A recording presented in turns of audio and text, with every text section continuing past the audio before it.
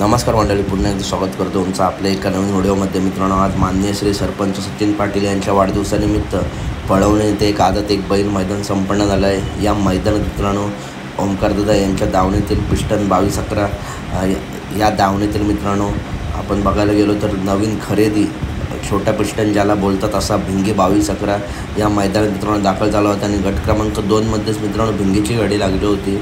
या गटामध्ये मित्रांनो चांगली लढत झाली, परंतु निकाल घेतला तो भिंगे 2211 आणि सोबत जो नंदी होता तो सुद्धा जबरदस्त पाळला. तसेच मित्रांनो गाडीवरती बसले होते संतू ड्रायव्हर, त्यांचं खूप खूप अभिनंदन.